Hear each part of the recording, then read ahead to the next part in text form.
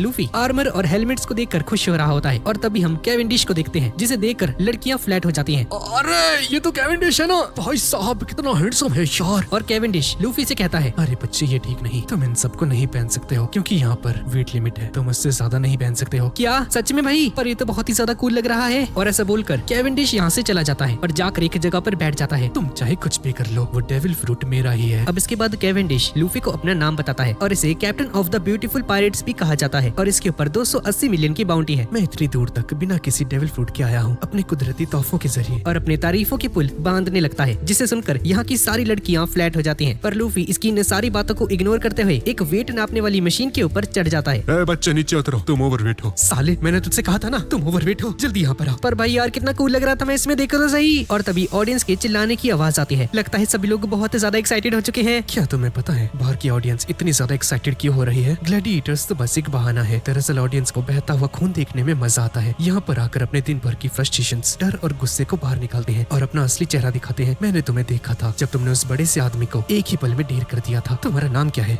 मैं लूफी हूँ। और तभी कैवेंडिश के कान खड़े हो जाते हैं और बाकी सभी का ध्यान भी लूफी पर चला जाता है। मैं किंग ऑफ द पायरेट्स बनने वाला हूँ। और लूफी जैसे ही अपना केप हटाता है इसका नाम सबको दिख जाता है जो कि लूसी है और एक आदमी लूफी पर शील्ड फेंक कर मारता है। साले हमें कंफ्यूज मत कर, तुम्हारा नाम तो लूसी है ना? अरे हाँ मैं लूसी हूँ, लूफी थोड़ी हूँ, वो तो ढक्कन 1 नंबर का। हाँ। अगर तुम स्ट्रॉ हैट लूफी होते तो मैं तुम्हें इसी वक्त मार देता। क्या? पर क्यों भाई? पहले मैं बहुत ज्यादा पॉपुलर हुआ करता था, लड़कियां मुझ पर मरती थी और मेरे सारे बाउंटी पोस्टर्स को चुरा लेती थी ताकि मुझे कोई पकड़ ना पाए। रिपोर्टर्स मेरे आगे पीछे दौड़ा करते थे, हर न्यूज़पेपर पर मेरा ही फोटो छपता था। पर 2 साल पहले जब मरीन फोर्ड की वॉर हुई जो कि व्हाइट बियर्ड और मरीन्स के बीच में हुई थी, उसमें स्ट्रॉ हैट लूफी और व्हाइट बियर्ड मिलकर छा जाते हैं और पब्लिक स्पॉटलाइट और सारा नेम और फेम उन दोनों के नाम चला गया था। पर इतना ही कम नहीं था क्योंकि उसके बाद वर्स्ट जनरेशन आ गई। रिपोर्टर्स ने मेरे ऊपर ध्यान देना बंद कर दिया, इसलिए मैं उन्हें नहीं छोड़ने वाला। वो लूफी का बच्चा नहीं बचेगा। पर लूफी इसकी सारी बातों को इग्नोर कर रहा होता है। अब ठीक है ना भाई वेट, अब तो मैंने सारा सोना चांदी हटा दिया। साले मेरी बातों को इग्नोर करता है। अब इसके बाद हम रेबेका नाम की एक लड़की को देखते हैं। सारे लोग इसे देख रहे होते हैं और इसके प्यार में पागल हो जाते हैं और एक स्टैचू के पास पहुंच जाती है जहाँ पर लूफी पहले से ही खड़ा होता है। क्या तुम्हें ये पसंद है? इसका नाम है कीरोस जो कि कोलोसियम का सबसे ताकतवर इंसान था और इसने लगातार 3000 में से 3000 मैचेस जीते हैं। ये अपनी जिंदगी में एक भी मैच नहीं हारा था। ये सुनकर लूफी हैरान हो जाता है। भाई साहब ये इतना ज्यादा ताकतवर था क्या? हाँ तुमने सही कहा, 20 साल पहले तक लोग इसे जाना करते थे पर अब इन्हें कोई नहीं जानता है। पर ऐसा क्यों भाई? क्योंकि यहाँ के बड़े ग्लैडिएटर्स ने आज तक इन्हें देखा ही नहीं है। ये स्टैचू यहाँ पर रखा गया है पर इसके बारे में कोई नहीं जानता है। और सच बताऊं तो हमें नहीं मालूम है कि कीरोस सच में एग्जिस्ट करता था या नहीं। लेकिन जो सबसे ज्यादा अजीब बात है वो ये है कि आज तक इस स्टैचू को यहाँ से हटाया नहीं गया है। पर मुझे ये स्टैचू अच्छा लगा यार, कितना मर्दाना है। और तभी कुछ लोग यहाँ पर रेबेका का मजाक उड़ाने लगते हैं। भाई क्या दिक्कत है इन्हें? तुम्हारा मजाक क्यों उड़ा रहे हैं ये? उन पर ध्यान मत दो। और यहाँ पर जितने भी ग्लैडिएटर्स हैं ये सभी लोग रेबेका को बहुत गुस्से से देख रहे होते हैं। आज मैं आखिरी बार लड़ने वाली हूँ और फ्लेयर फ्रूट को हासिल करके ही रहूंगी और उसके बाद डोफ्लामिंगो को मार दूंगी। क्या? मिंगो को? हाँ। तुम कौन से ब्लॉक में हो? सी। ठीक है मैं डी ब्लॉक में हूँ। उम्मीद करती हूँ कि तुम पहला राउंड सर्वाइव कर जाओगे लूसी। और इतना कहने के बाद रेबेका यहाँ से चली जाती है और यहाँ पर कोलोसियम के अंदर ब्लॉक ए की फाइट चल रही होती है जहाँ पर एक आदमी सबकी बैंड बजा देता है और सभी लोग कहते हैं कि ये बंदा बहुत ज्यादा स्ट्रॉन्ग है। मैं हैरान हूँ, क्या ऐसे कोई हरा भी सकता है क्या? और इस बंदे का नाम है मिस्टर स्टोर। ये सुनकर लूफी भी इसे देखने यहाँ पर आ जाता है और बहुत सारे लोग मिलकर मिस्टर स्टोर पर हमला कर देते हैं पर उन सभी को एक ही बार में ढेर कर देता है। और ये अनाउंसर अनाउंस करता है कि ब्लॉक ए का विनर है मिस्टर स्टोर और अपने चेहरे से मास्क हटा लेता है जिसे देखकर सभी लोग हैरान हो जाते हैं। मुझे विश्वास नहीं होता, हम तो इसे बहुत अच्छे से जानते हैं। और लूसी भी इसे देखकर हैरान हो जाता है और ये बंदा कोई और नहीं बल्कि ब्लैक बियर्ड पायरेट्स का एक मेंबर जीसस बर्गेस है जो कि ब्लैक बियर्ड की फर्स्ट शिप का कैप्टन है। पूरी ऑडियंस इसे देखकर घबरा जाती है। अब तो बहुत ही मजा आने वाला है। गो बर्गेस गो, बर्गेस बर्गेस। फ्रैंकी भी ये सब कुछ स्टेडियम के अंदर बैठकर देख रहा होता है। मैंने तो लगा लूफी पाजी बहुत आसानी से जीत जाएंगे पर उन्हें लगता है कि बहुत मुश्किल होने वाली है। और ऐसा बोलने के बाद अपना फ्रैंकी यहाँ से जाने लगता है और तभी वो टॉय सोल्जर इसे यहाँ पर रोक लेता है। ओए तेरी दिक्कत किया ओए, मेरे पास खिलौनों के साथ खेलने का समय नहीं जिससे ये भी नहीं पता है कि फैक्ट्री कहाँ पर है। की फायदा दे रहा? मुझे डोफ्लामिंगो के हाई रैंक के मेंबर्स को सबक सिखाना होगा ताकि मैं उनसे कुछ पूछ सकूं। और ऑडियंस के लोग ये सब कुछ सुन लेते हैं और फ्रैंकी को घूरने लगते हैं। तुम ऐसी जगह पर ऐसी बातें नहीं कर सकते हो, हमें यहाँ से निकलना होगा। अब इसके बाद हम नेवी के सोल्जर्स को देखते हैं जो कि कोलोसियम के अंदर जासूसी कर रहे होते हैं और ये लोग हर जगह पर होते हैं। और बार्टोलोमिया क्लब का एक मेंबर नेवी के एक सोल्जर को बात करते हुए सुन लेता है और उससे पंगा ले लेता है। और जैसे ही ये नेवी का ऑफिसर इस पर हमला करने लगता है ये बंदा यहाँ से भाग जाता है और उसका पीछा करने लगता है। और स्टेडियम के अंदर एक आदमी फुजीतोरा से आकर कुछ कहता है, शायद अब हमें चलना चाहिए। और फुजीतोरा यहाँ से चला जाता है और तभी एक छोटी बच्ची इसके सामने गिर जाती है और इसका गुब्बारा हवा में उड़ जाता है। पर फुजीतोरा इसके इस गुब्बारे को पकड़ लेता है। ये लो बच्ची। और पीछे से फुजीतोरा का एक साथी इसके ऊपर इसका कोट रख देता है। आपका शुक्रिया मिस्टर। और ये फुजीतोरा दरअसल नेवी हेडक्वार्टर्स का एक एक एडमिरल है, एडमिरल फूजितोरा, जिसका रियल नेम है ईशो, और आकाइनो इसी की बात कर रहा था कि इसने ड्रेस रोजा के अंदर एक आदमी को भेजा है लॉ और लूफी को ठिकाने लगाने के लिए। अब मैं अपना काम शुरू कर दूंगा, पर मैं चाहता हूँ कि तुम दुश्मनों के साथ साथ यहाँ पर मौजूद आम लोगों की भी गिनती करना शुरू कर दो, क्योंकि हमें दुश्मनों से ज्यादा आम लोगों की जानों को बचाने के बारे में सोचना होगा। और स्टेडियम के अंदर जो बंदे थे वो सब के सब नेवी के ऑफिसर्स होते हैं जो कि स्टेडियम के अंदर जासूसी कर रहे हैं, और कोलोजियम के अंदर जितने भी पायरेट्स हैं उन सभी को कैप्चर करने के लिए तैयार हो जाते हैं। और नेवी के एक ऑफिसर ने बार्टोलोमियो के ग्रुप के एक मेंबर को ढेर कर दिया है, जिसने इनकी बातों को सुन लिया था, और ये सब कुछ पीछे से बार्टोलोमियो देख लेता है। और दूसरी तरफ लूफी की मुलाकात बेलेमी से होती है, तुम जितना भी रूप बदल लो मैं तुम्हें पहचान ही लूंगा। जिसे देखकर लूफी हैरान हो जाता है, ये तो तुम हो भाई। और बेलेमी से कहता है कि तुम्हारी वजह से लोगों को बहुत मुश्किल आई, तुम यहाँ पर क्या कर रहे हो? कोई खास वजह नहीं है, मैं जिया का कोई रहने वाला नहीं, तो मैं कहीं पर भी आ जा सकता हूँ। और बेलेमी के ऊपर 195 मिलियन की बाउंटी होती है। और गाइस, बेलेमी को हम इस सीरीज के स्टार्टिंग के पार्ट्स में देख चुके हैं। और बेलेमी लूफी को बताता है कि डोफ्लामिंगो बचपन से ही इसका हीरो था, और फ्लेयर फ्रूट में मेरा कोई भी इंटरेस्ट नहीं है। मुझे तो बस वो किसी कारण से चाहिए। और स्ट्रॉ हैट, मैं स्काई आइलैंड गया था। तुम्हारा मतलब है स्काई पिया है ना? हाँ, तुमने सही कहा, पर उस एडवेंचर में मैंने अपने सारे साथियों को खो दिया। कहीं तुमने वहाँ के लोगों को चोट तो नहीं पहुँचाई ना? शायद नहीं।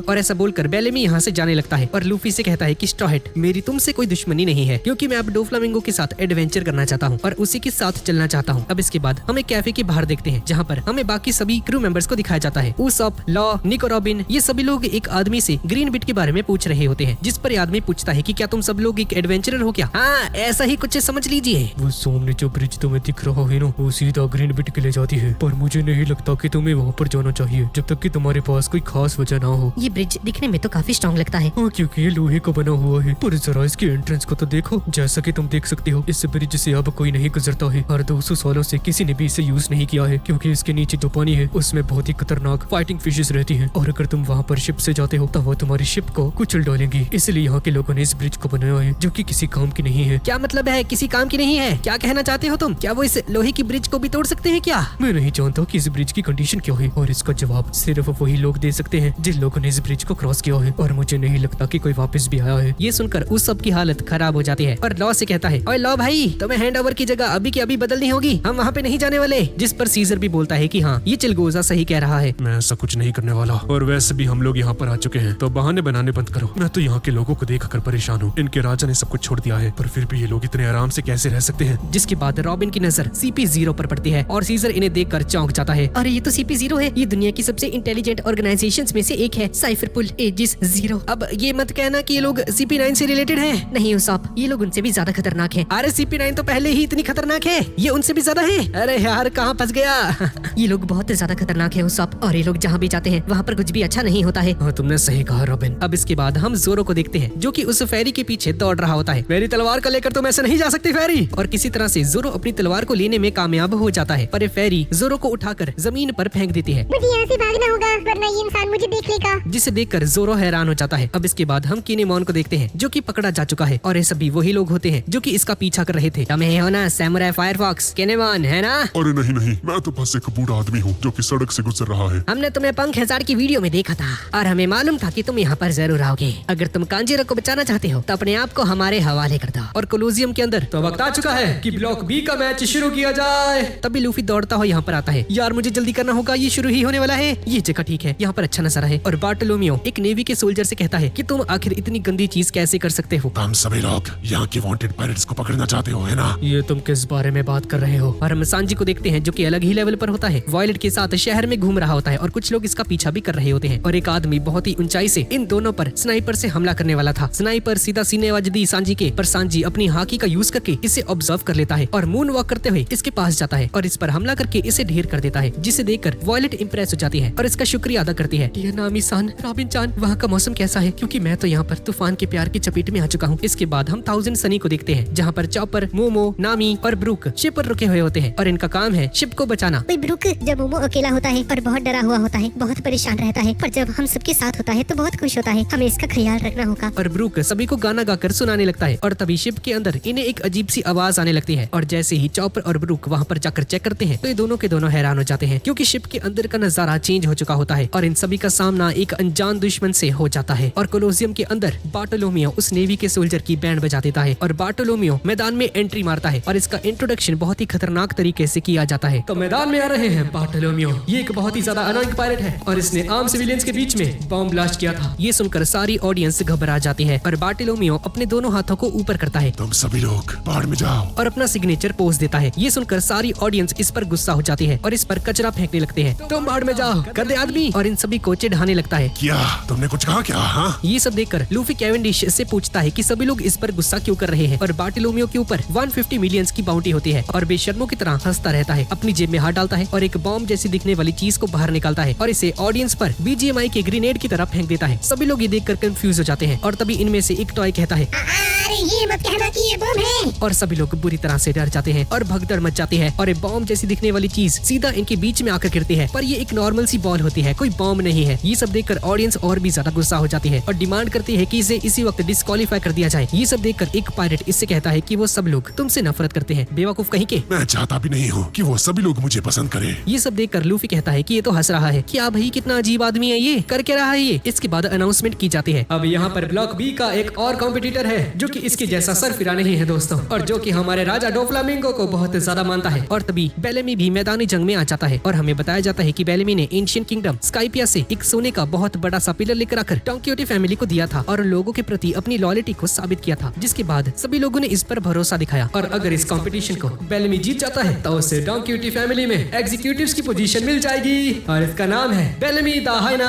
और बेलेमी को देखकर पूरी ऑडियंस खुश हो जाती है। भाई साहब यहाँ पे तो बहुत सारे लोग हैं भाई जो कि एक साथ लड़ने वाले हैं, मुझे किसे देखना चाहिए। ये एक बैटल रॉयल है गधे, और कमजोर यहाँ पर नहीं टिकने वाले हैं, तो तुम्हें सिर्फ बड़े बड़े नामों पर ध्यान देना चाहिए। और लूफी को यहाँ के बड़े नामों के बारे में बताने लगता है, जो कि है प्रोडेंस किंगडम का राजा, द फाइटिंग किंग एलिजाबेलो 2 और इसका साथी डागमा, लॉन्ग फीट ट्राइब का martial artist Blue Gilly, Dressrosa defence army का commander, tank lieutenant bounty hunters Jeet और अब्दुल्ला, फिशमैन कराटे का मास्टर और मार्शल आर्टिस्ट हैक, और लास्ट में है बेलेमी और बार्टोलोमियो। इन सभी में से कोई एक इस मैच को जीतने वाला है। क्या तुम दोबारा बता सकते हो भाई, मेरा ध्यान नहीं था। साले पागल हो गए क्या? एक बार में सुनता नहीं, मैं तुझे बेवकूफ लगता हूँ क्या? मेरी बातों पर ध्यान क्यों नहीं देता? तो ब्लॉक बी का बैटल राउंड अब शुरू किया जाए। ब्लॉक बी का मैच शुरू हो जाता है, जिसे देखकर ऑडियंस की खुशी का कोई ठिकाना नहीं और सभी कॉम्पिटिटर्स फाइट करना शुरू कर देते हैं। और तभी बेलेमी के ऊपर 5 लोग एक साथ हमला करते हैं, जिसे देखकर बेलेमी कहता है 5 लोग एक साथ? हाँ ठीक है। और स्प्रिंग हॉपर नाम का एक अटैक यूज करके इन सभी को एक ही करके ढेर कर देता है और सारी कुड़ियां इसके प्यार में पागल हो जाती हैं और कोई भी कॉम्पिटिटर बार्थोलोमियो से नहीं उलझ रहा होता और चुपचाप अपनी जगह पर खड़ा रहता है। किंग एलिजाबेलो को बहुत सारे लोग घेर लेते हैं और इसका साथी डगामा कहता है कि आज हम लोग फ्लेयर फ्रूट को घर लेकर ही जाएंगे प्रोडेंस किंगडम के अंदर। और हमें एलिजाबेलो के किंग पंच के बारे में बताया जाता है। इसका पंच इतना ज्यादा खतरनाक है कि एक किले को भी तबाह कर सकता है। यहाँ तक कि इसका पंच इतना ज्यादा खतरनाक है कि इसका यूज करके एक एम्परर को भी गिरा सकता है। पर इस पावर की एक कंडीशन है, इसे यूज करने से पहले इसे बहुत ज्यादा वार्म अप और कंसंट्रेशन करनी पड़ती है और सिर्फ एक ही बार यूज कर सकता है पूरे बैटल के अंदर। उसके बाद इसे 1 घंटा लगेगा अपने पंच को दोबारा से रीयूज करने के लिए। मास्टर जी क्या आपका पंच रेडी है क्या?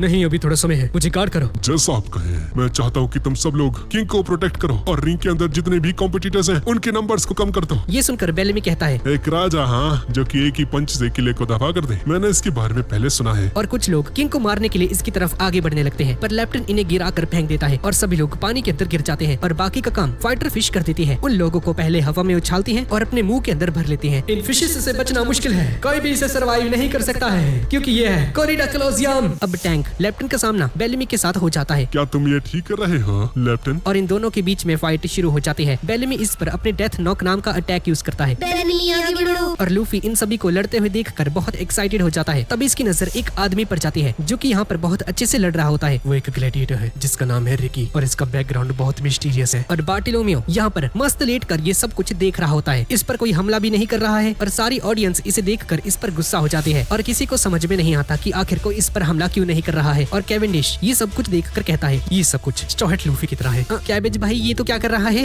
हाँ, मैं वर्स्ट जनरेशन के वांटेड पोस्टर्स को चेक कर रहा हूँ, पर लगता है कि अब मुझे नया लेना होगा। और लूफी कैवेंडिश के पास अपने पोस्टर को देखता है। भाई जाने दे यार इसे, कैवेंडिश भाई जाने दे इसको। लूफी को क्या हो गया? बिल्कुल भी नहीं, मैं उसे जान से मार डालूंगा। और तभी डॉन जिनजाओ नाम का एक आदमी यहाँ पर आ जाता है। यहाँ से नजारा काफी अच्छा है। और तुम्हारे दद्दू कैसे हैं स्ट्रॉ हैट लूफी?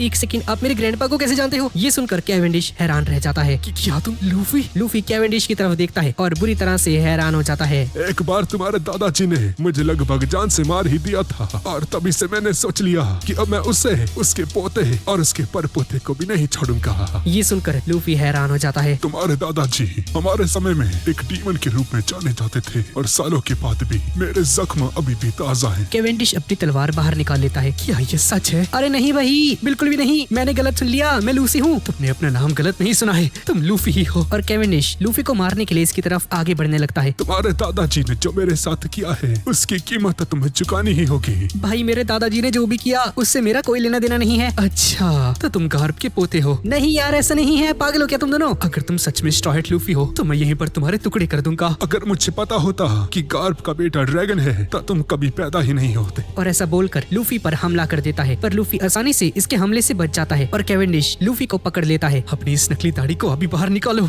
भाई रुक जा यार, मत कर ऐसे। और जिन चाओ दोबारा से खड़ा हो जाता है। इस उम्र में भी इसकी बाउंटी 500 मिलियन बैरीज की है और लूफी पर हमला कर देता है। चेन जाओ, मेरे रास्ते से हट जाओ, वो मेरा दुश्मन है। और ऐसा बोलकर केवेंडिश अपनी तलवार को बाहर निकाल लेता है, जो कि एक बहुत ही ज्यादा फेमस तलवार है जिसका नाम है डोरांडल। और चिन जाओ उड़ते हुए केवेंडिश पर हमला कर देता है, जिस पर केवेंडिश अपनी तलवार का यूज करके काउंटर अटैक परफॉर्म करता है। और इन दोनों के अटैक का इतना ज्यादा इम्पैक्ट होता है कि आसपास के लोग ये देखकर डर जाते हैं और चिन जाओ लगातार इन पर हमले करता रहता है, पर दोनों इसके हमले को डॉज करते रहते हैं। और अब लूफी उड़ते हुए जाता है और जाकर चिन जाओ के मुंह के ऊपर एक जोरदार पंच मार देता है, जिससे चिन जाओ गिर तो जाता है, पर इस पंच का इस पर कोई भी असर नहीं होता है और दोबारा से खड़ा हो जाता है। भाई साहब, ये कैसे हो सकता है? मुझे लगा मैंने इनफ पावर का यूज किया था, लगता है इसका इस पर कोई असर नहीं हुआ। तुम दोनों ताकतवर तो जरूर हो, पर तुम्हें अभी और ट्रेनिंग की जरूरत है। और केवेंडिश लूफी के उस अटैक को देखकर कहता है कि तुम स्ट्रांग हो, और इससे पता चलता है कि तुम स्ट्रॉ हैट लूफी ही हो। भाई ऐसा कुछ नहीं है, मैं लूसी ही हूँ। और तभी चिन जाओ अपना बहुत ही एक खतरनाक अटैक यूज करने वाला होता है, पर तभी साई और बू यहाँ पर आ जाते हैं। दादाजी ऐसा मत कीजिए, बस कीजिए, वरना वो आपको एलिमिनेट कर देंगे।